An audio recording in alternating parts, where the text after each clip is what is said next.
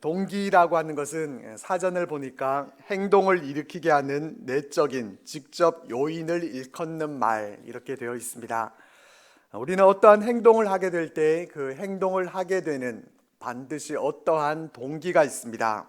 공부를 하게 되는데도 중요한 것은 동기라고 생각됩니다. 공부를 해야 되겠다라고 하는 이 동기가 있는 사람은 공부를 하게 되고, 그 동기가 없는 사람은 공부를 하지 않습니다. 다시 말씀드려서 공부를 하지 않는 학생은 공부해야 되겠다는 동기가 없기 때문입니다. 공부는 하고 싶은데 가정 형편이 너무 어려운 학생은 코피를 흘리면서, 속된 말로 머리가 터지도록 공부를 합니다. 왜 그렇습니까? 대학교에 가야 되는데 집에서는 등록금을 지원해 줄 그러한 형편이 되질 않으니까 장학금을 타기 위해서 장학생이 되어야 되겠다라는 그 동기가 있기 때문입니다. 장학생이 되어야겠다는 그 동기가 그 학생으로 하여금 공부하도록 그렇게 만들어 주는 것입니다. 저희 형수님이 그렇습니다. 형수님은 8남매 중에 7번째입니다. 딸 7의 막내가 아들입니다. 그 많은 자녀들을 다 어떻게 공부를 시키겠습니까? 그래서 그 집에서는 그냥 너네들끼리 알아서 잘 커라, 그렇게 키우셨다고 합니다. 공부도 아예 공부시켜줄 형편이 안 되니까 너희들이 알아서 열심히 공부 잘해서 그렇게 학교 다녀라, 그렇게 키우셨다고 합니다. 그래서 저희 형수님은 공부를 하고 싶었고, 또 공부를 하려면은 장학금을 받아야 하니까 악착같이 공부를 했습니다. 약학대학에 장학생으로 들어가서 4년 동안 장학금 한 번 놓치지 않고 그렇게 학교를 다녔습니다. 그에 반해서 저희 집은 또 반대라고 할 수 있습니다. 저희 집은 아들 3형제입니다. 그렇게 부유하게 살지는 못했지만은 적어도 공부하기에 어렵지는 않았던 것 같습니다. 그러니까 대학을 다닐 때도 장학금을 꼭 받아야만 되겠다라고 하는 이 동기가 부족했습니다. 장학금을 못 받아도 집에서 등록금을 대주실 만한 그러한 형편이 되니까 장학생이 되어야 되겠다라는 동기가 부족했습니다. 물론 저도 꼭 성적 장학금을 받아보고 싶다라는 그런 소원이 있었습니다. 하지만 그냥 나도 한번 장학금 받아봤으면 좋겠다라는 동기를 가지고 공부하는 것과 또 장학금을 받지 못하면 공부할 수 없기 때문에, 그래서 악착같이 공부하는 동기와는 비교할 수 없는 것이었기 때문에 저는 장학금을 번번이 양보만 하면서 한 번도 받아보지 못하고 그렇게 공부를 했습니다. 직업을 갖게 되는데도 동기가 있습니다. 어렸을 때 병으로 사랑하는 가족 식구를 잃은 사람이나 또는 자신이 병을 앓고 있었는데 의사 선생님의 도움으로 그렇게 병을 낫게 되는 사람이 나도 커서 의사가 되겠다라는 동기를 가지고 열심히 공부해서 의사가 되는 경우를 보게 됩니다.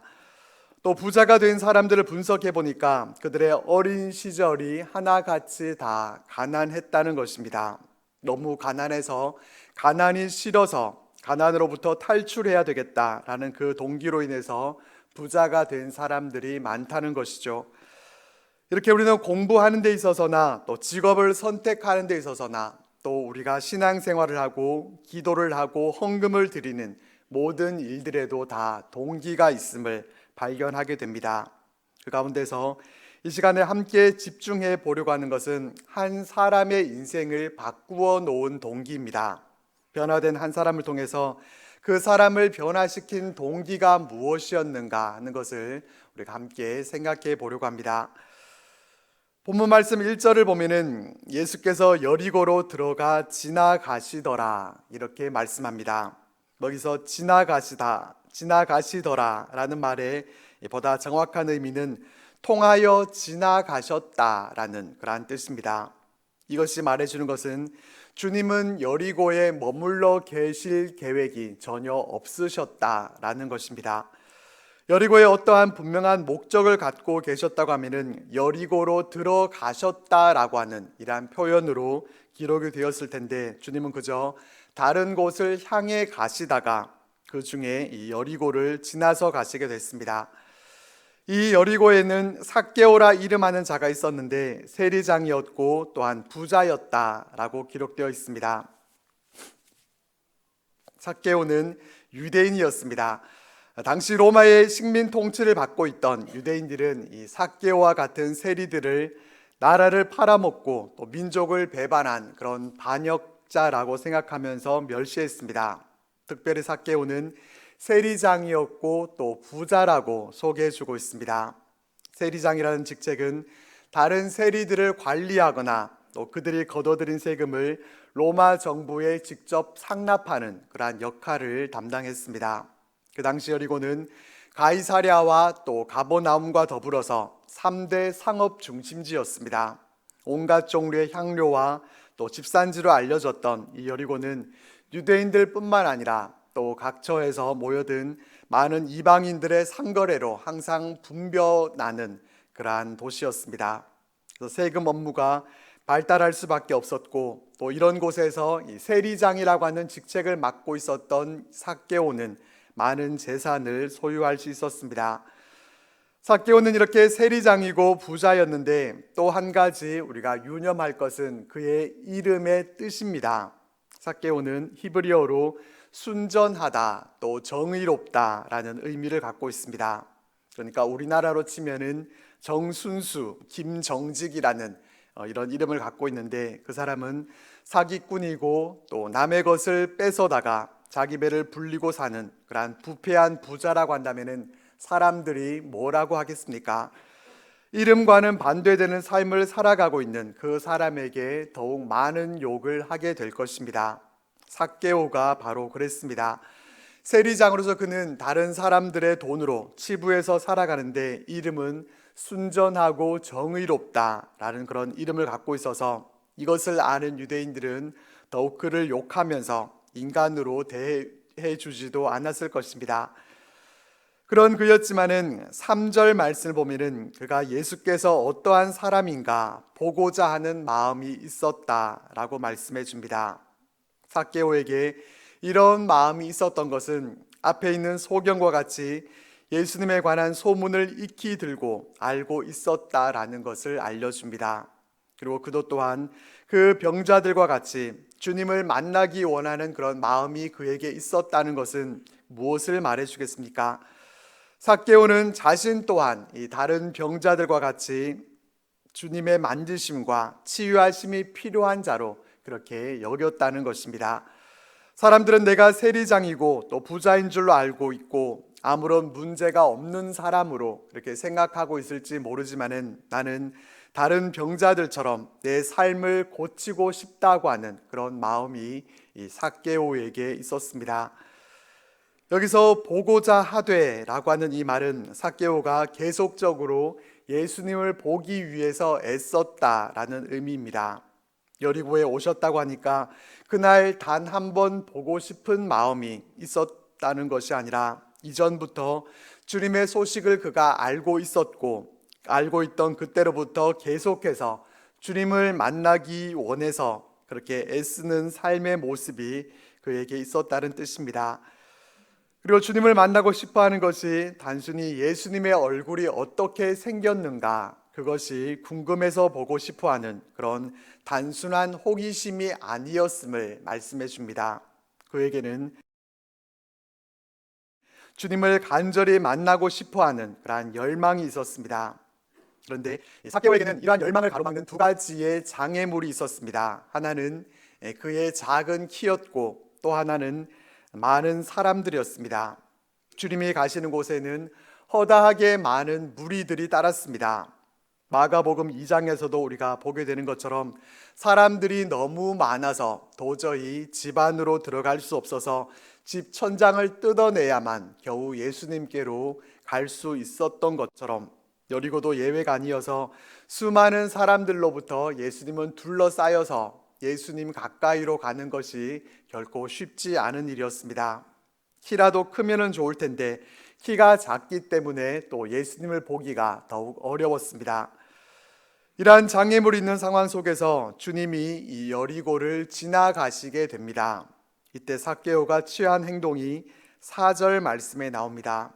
삭개오는 앞으로 달려가 보기 위해서 돌무화과 나무에 올랐다라고 말씀합니다. 이 4절 말씀에는 주님을 보기 위해서 동분서주하는 이 삭개오의 적극적인 모습이 잘 그려져 있습니다. 삭개오는 그 순간이 주님을 직접 만나볼 수 있는 그러한 절호의 기회라고 생각을 하고 주님을 보기 위해서 돌 무화과 나무로 올라갑니다. 이전에는 우리가 뽕나무로 그렇게 알고 있었는데 이 나무는 원어로 보면은 무화과와 뽕나무가 합성되어 있습니다. 열매는 무화과 같고 또 잎은 뽕나무 잎과 그렇게 비슷하게 생겼는데 식물학상으로 분류하면은 뽕나무에 속해 있기 때문에 뽕나무과에 속하는 그러한 무화과 나무이기 때문에 뽕나무로 번역했던 것을 이제 개역 개정 성경에서는 돌 무화과 나무로 그렇게 정정을 했습니다. 중요한 것은 삭개오가 올라간 나무 이름, 그것이 중요한 것이 아니라 세리장이요 부자였던 삭개오가 나무 위에 올라갔다는 것입니다. 한번 상상해 보십시오. 주님을 보기 위해서 많은 사람들이 모여 있는데 어린 아이도 아니고 또 일반 어른도 아니고 그래도 명색이 세리장이라고 하는 직함을 가진 사람이 나무 위에 올라가 있는 그 모습을 한번 상상해 보십시오. 채통이나 자존심이나 자기를 비웃는 모든 사람들의 그 웃음을 다 뒤로하고 삭개오는 그저 주님을 만나보기 원하는 그 마음으로 나무 위도 그는 마다하지 않고 올라갔습니다. 그리고 가장 핵심이 되는 말씀이 5절 말씀입니다. 예수께서 그곳에 이르사 쳐다보시고, 주님이 삭개오가 있는 그곳으로 가셨고 그를 쳐다보셨다라고 말씀합니다. 삭개오는 주님을 만나기 위해서 앞으로 달려가고 또 나무에 오르기까지 하는 그러한 적극적으로 주님을 보려고 한 것이 사실이고 또 그가 그렇게 먼저 준비했기 때문에 주님을 만났던 것처럼 그렇게 생각되지만은 삭개오와 주님과의 이 만남은 주님이 먼저 준비했다고 할 수 있습니다. 주님이 계신 곳에 삭개오가 간 것이 아니라 삭개오가 있는 그곳에 주님이 가셔서 그를 쳐다보셨습니다. 주님이 사람들을 보시다가 우연히 시선을 돌렸더니 그냥 나무 위에 한 사람이 눈에 띄어서 가신 것이 아니었습니다. 주님은 삭개오를 구원하시기 위해서 이 삭개오에게로 찾아가셔서 쳐다보고 말씀하십니다. 삭개오야 속히 내려오라. 내가 오늘 내 집에 유하여야 하겠다. 놀랍게도 주님은 이 삭개오의 이름을 알고 계셨고 그의 집에서 묵으시겠다 이렇게 말씀하십니다. 앞에서 말씀드린 것처럼 주님은 여리고를 목적으로 두고 가신 것이 아니라 그곳을 지나가시는 중이었습니다. 그럼에도 불구하고 주님은 삭개오의 집에서 유하시겠다 이렇게 말씀하십니다. 내 집에 유하여야 하겠다라고 하는 이 말씀은 복음서에서 주님이 초대를 받지 않았음에도 불구하고 처음으로 최초로 내가 머물겠다 그렇게 말씀하신 경우입니다. 주님은 그 전에도 그 후에도 누구의 집에 머물겠다 그렇게 말씀하신 적이 없으셨습니다. 이것은 그만큼 삭개오에 대한 주님의 관심이 지극했다라고 하는 것을 우리들에게 보여줍니다. 그때 삭개오의 심정은 어떠했겠습니까? 그렇게도 만나고 싶어 했던 주님이 자신에게 찾아오셔서 자신의 이름을 부르시면서 내 집에 유하겠다 그렇게 말씀하시니까 그 이상의 기쁨은 없었을 것입니다. 그 마음을 짐작하게 해주는 말씀이 6절에 나옵니다. 그는 급히 내려와서 즐거워하면서 주님을 영접합니다. 얼마나 좋은지 마치 나무에서 떨어지는 것처럼 이렇게 급하게 내려와서 즐거워하면서 주님을 자신의 집으로 모십니다. 이 삭개오는 많은 사람들로부터 냉대를 받던 사람이었고 주님은 유대뿐만 아니라 이방 지역에까지 그 명성이 자자했었는데 그런 주님이 자신과 같은 사람의 집에서 유하시겠다라고 말씀하시니까 그에게는 그와 같은 기쁨이 없었습니다. 삭개오는 세리장이라는 지위를 갖고 있었고 또 많은 돈이 있었지만은 그것이 그에게 기쁨을 주지는 못했습니다. 주님을 만났을 때 그는 전에는 느껴보지 못했었던 그러한 기쁨과 또 즐거움이 있었습니다. 복음서에서 주님을 만나기 원했던 수많은 사람들이 있었지만은 주님을 만나면서 이렇게까지 기뻐하고 즐거워했던 사람은 이 삭개오 외에는 우리가 찾아볼 수 없습니다. 그 기쁨 가운데서 이 삭개오에게는 변화가 있었습니다. 이 8절 말씀을 통해서 그의 변화된 고백을 들을 수 있습니다. 그는 이렇게 말합니다. 주여 보시옵소서, 내 소유의 절반을 가난한 자들에게 주겠사오며 만일 누구의 것을 속여 빼앗은 일이 있으면 내 갑절이나 갚겠나이다. 어떻게 보면은 소유라고 하는 것은 이 삭개오의 인생, 그것과 다름이 없었습니다. 그의 전부였습니다. 그런 그가 자신의 소유의 절반을 가난한 자를 위해서 구제하겠다. 그는 이렇게 고백합니다. 여기서 주목해 볼 부분은 그의 그 고백이 물질과 연결되어 있다라는 점입니다. 산상수훈을 통해서 주님은 보물이 있는 곳에 내 마음도 있다, 그렇게 말씀하셨습니다. 그래서 사람이 어떠한 마음을 갖고 있는가 하는 것을 보려고 하면은 얼마나 자신의 재물을 내어놓는가 하는 것을 보면은 알 수 있습니다. 이것이 절대적이지는 않겠지만은 마음이 있는 곳에 물질도 있다라는 사실을 부인할 수가 없습니다. 삭개오의 이 고백은 결코 충동적이거나 그냥 해본 말이 결코 아니었습니다. 그의 보물을 내어놓는, 그의 인생을 내어놓는, 그의 마음 진정한 곳에서 우러나오는 그러한 고백이었습니다. 마음에서 우러나온 진정한 감사의 마음으로 그는 기쁘게 그의 재산을 내어놓았습니다. 여기서 우리가 던져봐야 할 질문이 있습니다. 삭개오의 그러한 행동이 어떠한 동기가 없이 가능한 일이었겠습니까? 분명히 삭개오도 이와 같이 말할 수 있었던 동기가 있었을 것입니다. 그렇다면 도대체 삭개오가 그렇게 즐거워하고 감사하면서 변화받게 된 동기가 무엇이었겠습니까? 오늘 본문 5절 말씀을 보면은 삭개오가 그렇게 변화될 수 있었던 동기를 찾아볼 수 있습니다. 예수께서 그곳에 이르사 쳐다보시고 이르시되 삭개오야 속히 내려오라, 내가 오늘 내 집에 유하여야 하겠다. 동기를 한번 찾아보십시오. 동기를 찾으실 수 있으시겠습니까? 무엇이 동기였습니까? 그날 주님은 삭개오에게로 가셔서 그를 쳐다보셨습니다. 예수님의 눈과 삭개오의 눈이 서로 마주쳤습니다. 그 자리에는 수많은 사람들이 있었습니다. 그 많은 사람들 가운데서 삭개오는 눈에 잘 띄지 않는 그런 한 개인에 불과했습니다.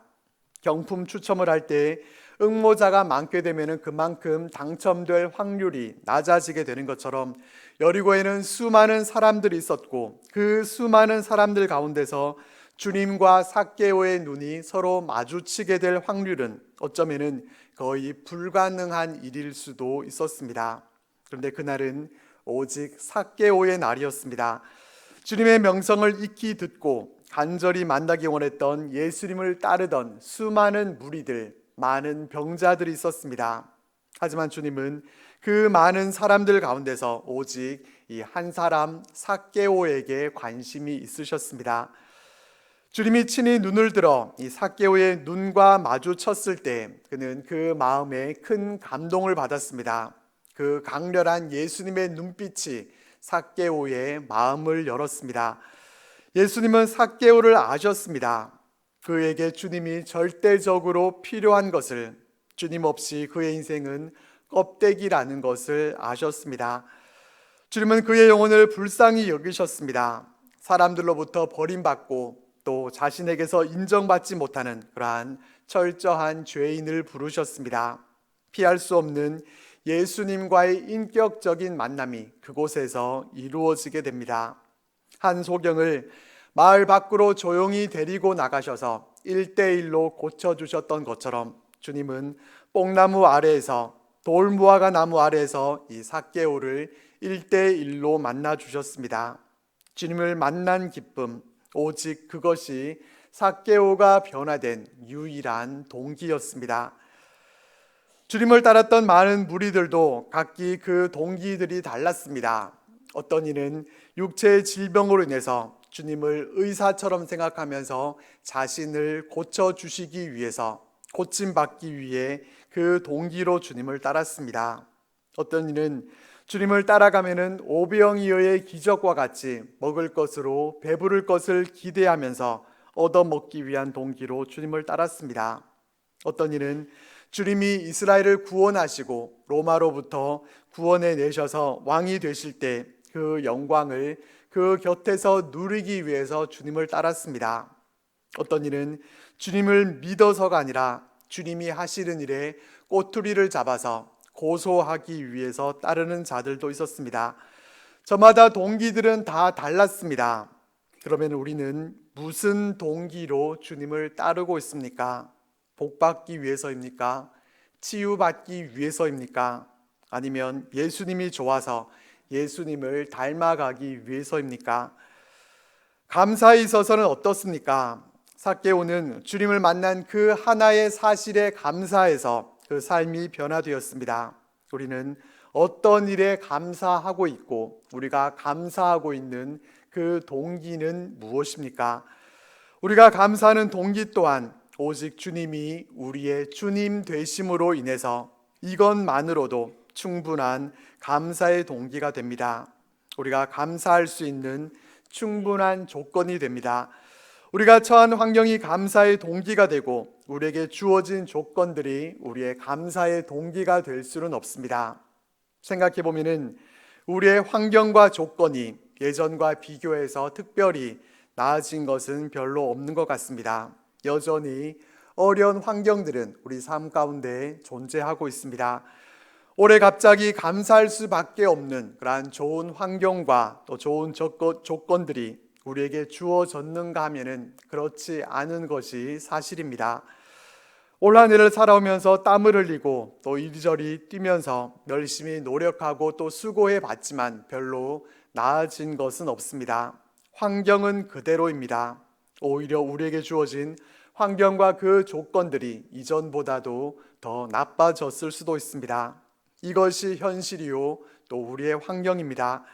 문제와 난관이 있습니다. 고민과 걱정도 있고 지치고 힘이 듭니다. 기도하고 또 간구해도 응답이 없고 참고 기다리면서 인내해 보지만은 하나님은 그저 잠잠히 계실 뿐입니다. 이것이 우리의 환경입니다. 만일 우리에게 좋은 환경과 또 좋은 조건이 주어져서 우리가 감사한다고 하면은 그것은 진정한 감사라고 말할 수 없을 것입니다. 그 환경과 조건이 다시 좋지 않게 변하게 된다고 하면은 감사할 수 없게 되기 때문입니다. 그래서 결코 환경과 조건이 감사의 동기가 될 수는 없습니다. 아무리 환경과 조건이 어렵고 열악하더라도 우리가 감사할 수 있는 그 동기가 있다고 하면 그것은 바로 예수님 때문입니다. 예수님이 나를 우러러 보셨습니다. 예수님이 나를 아십니다. 내 이름을 아십니다. 내가 주님의 도움이 필요한 죄인이라는 사실을, 주님 없는 내 인생은 아무것도 없는 껍데기 뿐임을 주님은 알고 계십니다. 그리고 내 곁에 찾아오셔서 나와 함께 내가 처한 상황과 조건을 아파해 주시고 선한 길로 인도해 주고 계십니다. 나를 사랑하시고 함께 하시는 그 주님 때문에 우리는 감사할 수 있어야 합니다. 오늘 말씀을 통해서 우리는 우리의 동기를 점검해 볼 수 있기를 바랍니다. 내가 과연 주님을 따르고 있는 그 동기는 무엇인지 우리는 확인해 봐야 합니다. 삭개오는 주님을 만난 그 한 가지 사실로 감사하면서 변화가 되었는데 나는 무엇 때문에 감사하고 있는지를 돌아봐야 할 것입니다. 우리가 이 땅을 살아가면서 나를 보시고 나를 아시고 나를 만져주시고 나와 함께 하시는 주님이 우리가 믿고 또 감사하는 그러한 진정한 동기가 될 수 있기를 바랍니다. 하나님이 우리의 하나님 되심으로 인해 이것이 내가 이 땅을 살아가는 그러한 유일한 동기가 되고 주님이 나를 사랑하고 계시다는 것 그 하나 때문에 이것이 우리 믿음 생활의 동기가 되어서 순전한 동기 가운데 믿음의 길을 걸어가는 우리들이 되시기를 바랍니다. 우리가 바로 순전한 사람 삭개오가 되어서 온전히 주님을 만나고 우리가 구원받았음에 감사하면서 이 기쁨의 동기를 가지고 주님을 따라가는 주님의 백성들이 다 되시기를 바랍니다. 기도드리겠습니다. 하나님,